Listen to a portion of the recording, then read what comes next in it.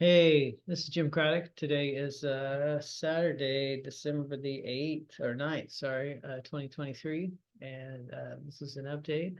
It's been let's see, since November 30th, since I last recorded an update. Uh, Things are progressing. Uh, uh, to summarize it, if you're jumping in here, you're probably the wrong place. You want to start somewhere else. But I have a iatrogenic condition. That means I caused it, or it was caused by treatment. It was caused by me. Over 28 years ago, based upon medical research that I read at the time, and uh, that research has been redacted. So as a result, no doctor can treat me because he's never heard of it. He can't find any reference to it, and he doesn't believe it exists. So of course they just assign other things to it, and it's been a very frustrating process, over the last 28 years. I mean, literally for the very first appointment I had 28 years ago, I tried to explain to my doctor, okay, this is what's going on. This is what I've done to myself, and it was difficult at the time to try to explain it. I had the name, but I didn't have anything else besides that. And so, I mean, I had vague ideas of what was going on, but after living through the process for 28 years, I have a great idea. All the things that I read, it finally made sense. Uh, and Still, there is no, any doctor out there that could possibly treat me. But worse yet, there's no literature for me to rely on to at least give me the do's and don'ts of the condition, the timeline, the expectations, and to share it with other people so that they understand what's going on, that something's real is going on. And that's just all been very difficult. I had an appointment with my primary care physician to follow up from my appointment a month ago this week. And I mean, I've been with him since that first appointment, after I got out of the lawyer when I had created this condition. And I stuck with him for one and only one reason. And that's because I knew what I had, very, certain from the very beginning. And as I went through all the transitions in this illness, I realized that, okay, if I ever switch to some other doctor, he will not have seen all this. He will not get it. He won't see the whole picture. Well, 28 years later, I think the lesson learned is that really didn't matter. I probably should have tried to find a better physician. But it is what it is. I thought I was making the right call. And I would, given the same situation today, I would make the same call. I think it was the best call to make at the time. Be like, okay, let's stick with the same guy. I have consulted other physicians, but I've always stayed with my same primary care physician. Anyway, so I met with him this week, and I have been doing a lot of thinking, and you're in the room with him for about 10 minutes, maybe 15 tops. And so we were following up on the Lyrica, which I will admit has done a great job at the surface level nerve pain associated with this condition. It has really helped with that. That's not to say that I'm not pain-free, that I'm pain-free, but if I don't move suddenly, I don't have drastic pains, so I do pretty well. I have some bad days where weird stuff goes on, is all I can tell you, and it's never the same. And maybe 3 days in a row of severe headaches, or it may be 3 hours of feeling like the insides of me are about to get burnt out of my body. I There are various things that go on, but overall, this Lyrica has helped a lot. And so, I explained that I was very grateful for that. It was great that we could treat the symptoms, but, I'm still convinced that I have this thing that I've always said I've had. And I'm like, indulge me. And And I say, so, the whole concept of this basically is just built around the pituitary is kind of put into overdrive uh, by this acidic combination of acidity and a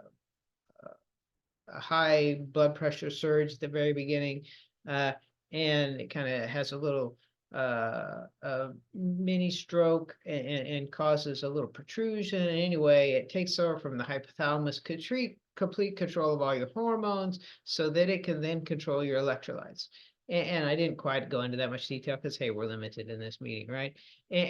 But he's heard it all before, and he's got the written version and everything. And I'm like, so we've got this electrolyte imbalance thing. And this experiment was, done in the early 20th century. And what I've come to realize, I told him, is that when I read this, the science that explained a lot of the things that went on didn't exist in the early 20th century. So they did this experiment and they observed these people and they did the best they could with them, but they didn't understand the organic chemistry, the hormonal changes, everything. The Krebs cycle wasn't even discovered till the early 30s, and then that would have been a very early type understanding of it. So essentially the science behind this would have had to really been documented in at the earliest the late 30s, but more likely the rest of the hormones and stuff were discovered later in the 40s and 50s. So we're in the post Nuremberg time when this research was done, which means that the research wasn't done by an academic, because an academic couldn't do these experiments, couldn't research this post Nuremberg. Nobody would have published them. Nobody would have funded the research. Nobody would have approved the research.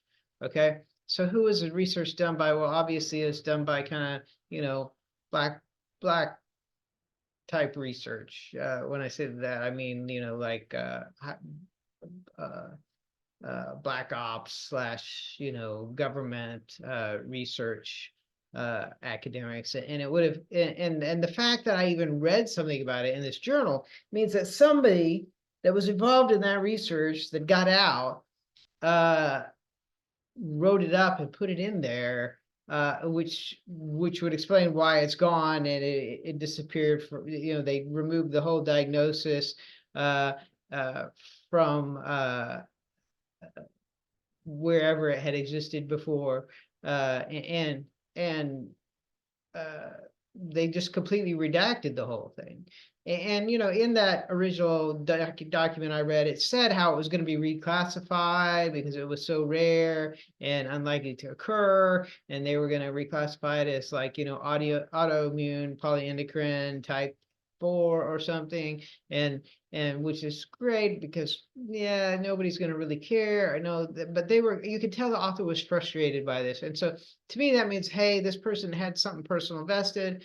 They were involved in the research. They understood it was being kind of shoved under the rug and everything. But I didn't go into all that detail. I just pointed out, hey, this research was done post Nuremberg, which means it's completely explains why it's redacted. And I rest easy knowing that hey, there's nothing I could do. There's nobody I could go to unless I could get myself in front of some, government secret position. Of course, I didn't say any of this either. And it all sounds tinfoil hatish. I get that. Okay, but here's the deal. Here's where we're at. Okay, is that my body is deteriorating. I can feel my muscles, literally if I just go like that, I get pain down my arm, and the muscles are basically, they're getting consumed is what's going on. And the thing is, there's so much science behind this that isn't out there that it's so worthwhile for that research to be made public on some level. with the ATP pump running in reverse in the cells. So what happens is the candidiasis gets inside the cells, and then it takes over the ATP generation, and so it's consuming sugars, and it's causing potassium ions to be released, and those potassium ions are pushed out, which pulls in sodium instead of the other way around, which would be going on like usual. And anyway, as a result, over time, that cell just goes like this and gets more and more condensed, and then it goes apoptotic. And so I've had all that going on, and and that as it happens, it's not a painless process. And anyway, I've had all that going on, and my point is that, okay, there's two possibilities, and this is what I said to him. I was like, so, he was super proud. He's like, well, fibromyalgia is a difficult diagnosis to make, and everything, and it's not surprising it's taken a while. And I'm like, no, this is 28 years of completely varied symptoms. It's the likelihood that it's fibromyalgia is very low. I said, if you talk about if you consider Occam's razor, okay, and so which basically says that the alternative that requires you to make the least assumptions is most likely the correct one. That doesn't say, it's not a rule. It's not saying it is the correct one. It's not saying that that's the only possibility. But what it's saying is, if you make the least amount of assumptions, you're more likely to be right. Okay, and so how many assumptions would we have to make to say, for 28 years I've had this condition of fibromyalgia that has presented in tons of different ways, and is now has gone into my muscles, and has caused deterioration of muscles and joints at this point, but in other points it was like surface skin burning, intestinal issues, everything. I'm like, that's highly unlikely, especially when we have a given alternative from the very beginning that really does explain everything, even though I don't have a documentation that says, okay, here's what it is, that's produced by somebody else. Okay. And so I said, the likelihood is that it's this other thing.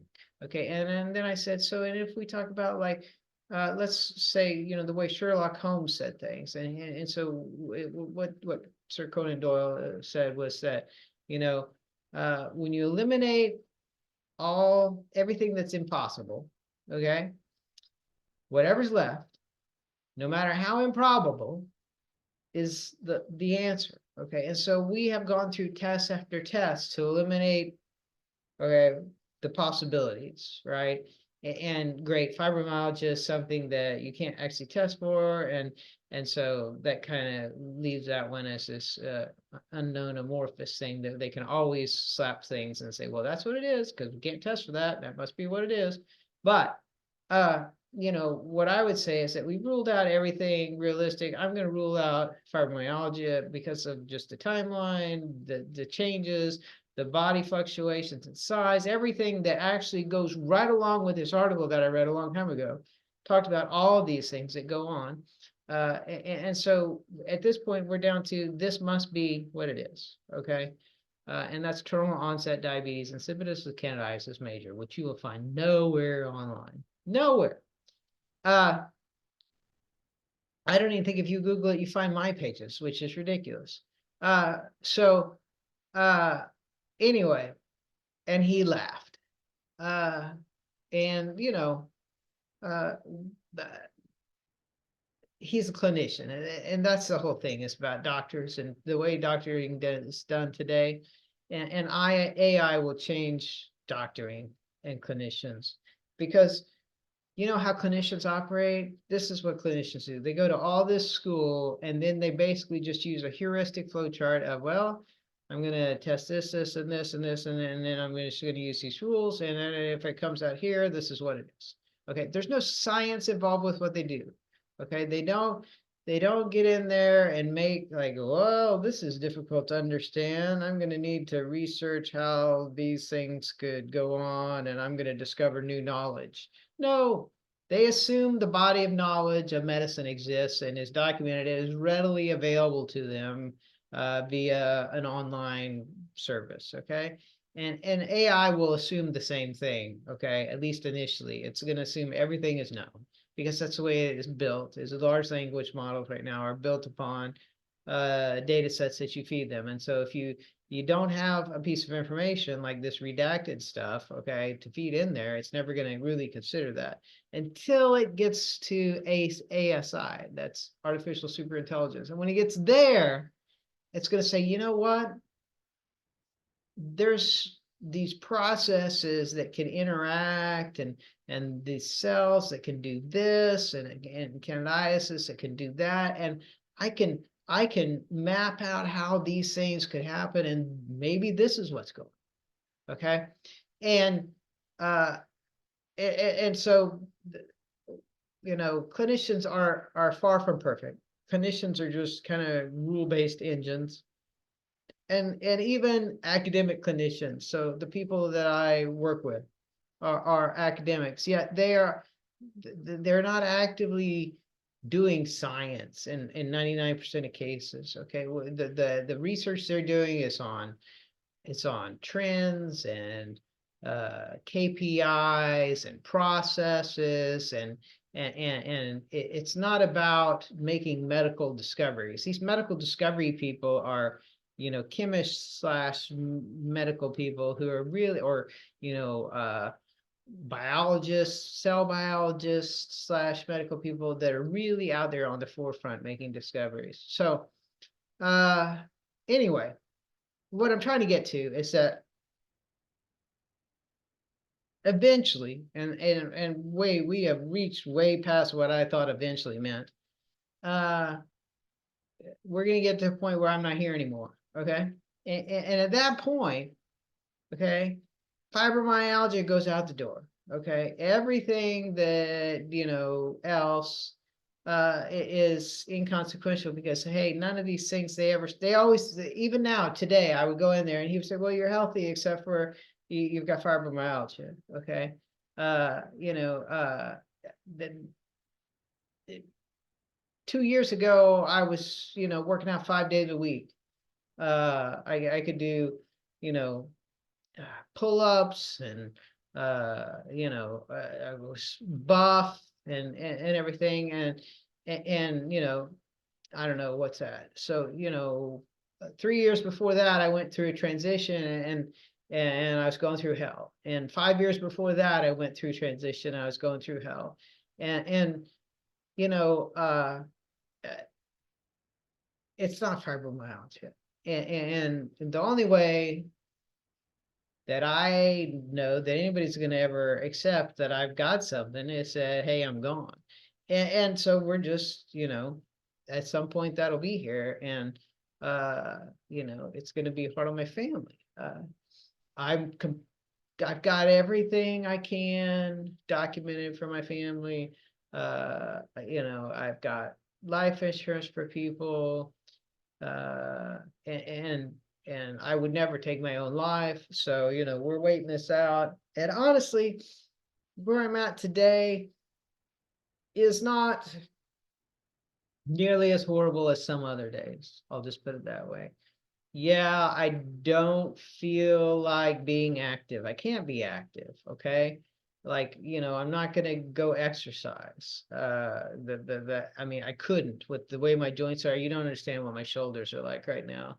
And even just like lifting, that's it right there, folks. That's me lifting my arm as far as it will go to the side. Now this one will go higher. Okay, it still hurts, but what's going on there is the cells, they're shrinking, and then these are the tendons that are getting shrunk, and then they also get exposed. So this causes your pH to change, which I can't get anybody to do a blood gas on me, so nobody believes me on that. But during the course of this, your pH literally changes out of normal range, both basic and acidic. And as it gets to this part where it gets acidic, that causes even more shrinking. and it talked about that, and it talked about how that affects your skin, and how you get to where you're actually, you have fluid in your abdomen because your skin is so tight, okay, with each other, and the layers underneath that are so tight that it doesn't look like that. It doesn't look like a normal fluid retention. So, I don't know. We are where we are. We're in December, and I am amazed to have made it this far. Did not expect to. Even over the last week, there's been several days where I thought, oh, hey, man, we are about to go off a cliff with the way this is going today. And, I've been able to right the ship. But I don't know how much longer that's going to be doable. I can tell you that things are still changing. And that's, one thing about this. This is literally, okay, so your normal disease, I guess diseases all have progressions, right? But your normal disease is kind of a uniform progression, kind of in one direction. Okay, well, that's not what this is, because it's your body is building up electrolytes inside your tissues up until it reaches a point, at which point, okay, that causes too much electrolytes, which then causes a shift in how your heart beats, for example, or how your pituitary is doing things, or how well, pituitary is a huge one. So and so there's these various points you get to, and suddenly you're going like this, and now suddenly, okay, now things are changing this way, but some damage occurred down here to something, and so now we're going back up this way. And the original article, it literally had diagrams of how electrolytes would change, and then they would hit this, and then they would go back the other direction, and things. And it said, basically this is a 20, or didn't give a specific number, but you enter into this condition where it's all about salts and their flows across the boundaries in your bodies for the rest of your life. Like that is literally what is driving your ATP generation. And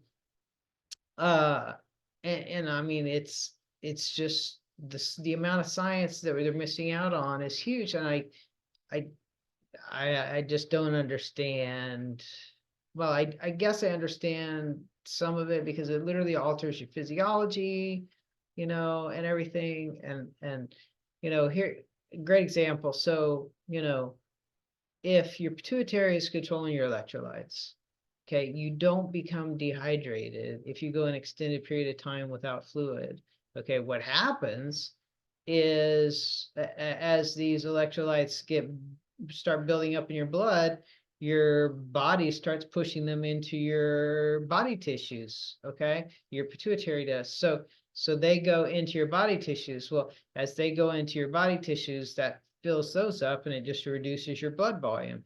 Okay, but the amount of the all the normal ratios exist there, and so you don't exhibit these symptoms, or the expected electrolyte conditions of somebody who's dehydrated. And I've experienced that multiple times in my life. I ran the Tulsa Run one time. I didn't take a drink the whole time and forgot to drink afterwards because of some logistics stuff. And I got home and I was feeling okay, and then pretty soon I started throwing up, and I threw up for hours. And I went in and they tested me, and they said, well, your electrolytes are fine. But she looked at my lips and my tongue, and she said, but you're obviously dehydrated, even though your electrolytes test fine. Anyway, so so there's an example of why they would like this research. They looked into it for super soldier programs because of a combination of that, a combination of the person could do without food for longer too, although that causes bad problems to occur. It increases the blood flow and oxygenation and energy supply to your brain. So essentially it makes them smarter. And they talked a bit in the article about how these people would have these deep intellectual discussions, and how they were just kind of a cross section of society, yet they were all seemingly very intelligent. And so, you know, that's part of this too, is that you've got this when the pressure changes, you've got this back pressure on your inferior vena cava. All right. So now you have higher pressure in your lower body than you would normally exhibit. Okay. And lower pressure in the top. So what that causes is, instead of the nutrients from your stomach kind of going down through your system as it's pumped and goes down, okay, and then comes back up, what happens is the higher pressure actually forces those things up first. So they go through your heart and to your brain, okay? And so your brain gets all these nutrients and increased oxygenation at the same time. And it allows you basically to be smarter. Now, it's harder on your heart to get all that sugars and stuff go straight through it, and I talked about that. But you know, like I said, it's a change. And I look at this, and I've said this in my other videos, and I'm like, there's just too many things here that happen, and this cooperation almost between your system and the candidiasis, and this, there's no way that all this stuff just happens because of this one thing that we did at the beginning. To me, it's like at some point evolution of Homo, whatever we were at the time, erectus, or who knows what, used to work this way, and at some point everything kind of changed, and it didn't work this way anymore, because there's just too many, too extended of a time frame, and it's too efficient. The candidiasis is too efficient at making sure it drains every last bit of ATP out of your body that it can, which means it turns every single cell apoptotic, which means at first it starts at your skin level, okay, and then after that it moves in and it gets kind of this lower epidermal level, and then it takes years before it can get to your lower body, okay, and it does your lower body, and then it takes years before it can get your upper body flesh, okay, and then it gets to your intestines and everything. And during all this, there's times when you're in great shape and everything, and it's just there's too many complexities for it not to be kind of evolutionary. Anyway, I it's December. I'm hoping I make Christmas. I don't know that I will. I go to bed every night and get up every morning, and I'm happy to be up, and I do the best I can, and whatever I encounter that day, I fight it. I have wrapped presents for family, and my son is going to the dark side with iPhone this year. He doesn't know it yet, but I Bitcoin is at 44,000, which is a fraction of what it'll be in 5 or 6 years. And life is about as good as it can be. It's just short. I helped my mom buy a new car yesterday. And we managed to get 0% interest, which is ridiculous in today's world. I'm coping. I've been playing some Fortnite, and I'm dealing with basically this screwed up condition in this screwed up world of clinicians, in this screwed up world of medical research, where it turns out that what you have access to of medical research is not the whole of medical research, and that there's significant amount of knowledge that is never going to be made public, and people suffer for that, people like me, and I can't point a finger at any one person to blame for that. I can just point a finger at the system. So I grew up thinking, oh, people who kind of rail against the system, they're kind of crazy, things like that. But as you get older, you kind of realize, hey, this system really exists, and you know, it's there are these secret bodies that control who knows what, and we'll never know. But I know this, that they've controlled this, and if they can control this, which is such a weird minor thing, then who knows what other informations that they've controlled. And you know, I mean, for example, the Kennedy papers not ever being released, Biden deciding, well, those should never go public. Uh, when they said, hey, they'll go public, you know, at some point, and they originally set a date, and they keep putting it off, and now they said never. Obviously, okay, there's a system, and you know, your average person, even your elevated person, is not privy to the system. It's a very few elite somewhere that control these things, and uh, you know, tinfoil hat me if you want, but I have no doubt at this point, having lived through everything, and you shouldn't have any doubt either, knowing that here I am documenting and saying, yeah, okay, for 28 years I've said I've had this thing, I'm not here anymore. So you know, obviously it was true. I think the only way they can kind of disprove me at this point is to kill me by something else, uh, or you know, I don't know. So, I mean, it had to be an accident, because if I die of natural causes at this point, with them saying I've been healthy all this time, you know, writing it off as a heart attack or something like that is pretty stupid. Yeah, obviously, it's not a heart attack that's been impacting me, and so you know, I expect them to make something up, and put it down, and whatever it is, it won't be accurate. Uh, but it'll still make my life insurance pay for my family and things like that. So, such as it is. Trying to think if there's anything else I want to add. I've kind of covered everything, you know. I don't know what my work is going to do without me. I have a lot of institutional knowledge. They have a lot going on. I'm trying to do the best I can for them. You know, I've worked through all of this. I took a couple weeks off early last year, like in March, when I knew, okay, this is it. And I didn't know how much time I had left. And, you know, I thought it could be weeks at that point. And I was wrong. You know, it's obviously a significant number of months. But I really, other than that, haven't taken any time off. I've taken some slack days where I didn't work as hard, but you know, I'm still trying to make progress for the organization that I work for, and you know, I hope they manage to adjust, and that I've left things in such a way that they can. Uh, you know, you guys are awesome, and you do a great service, and I appreciate you bearing with me through this time, along with my family. And if you're listening to this, you know, my name's Jim Craddock, and it's a crazy story, and it's real. And you know, share it.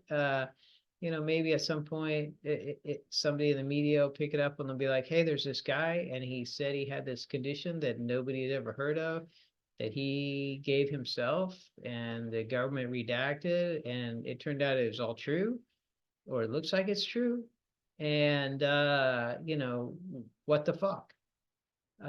So uh, anyway, I don't know if that'll ever happen, but hey, share my story, and you know, my family. Please don't be afraid to tell people that, hey, you know, what really happened, and we'll have a bunch of kids, and enjoy life, get out of Oklahoma, and uh, keep your Bitcoin. Love you.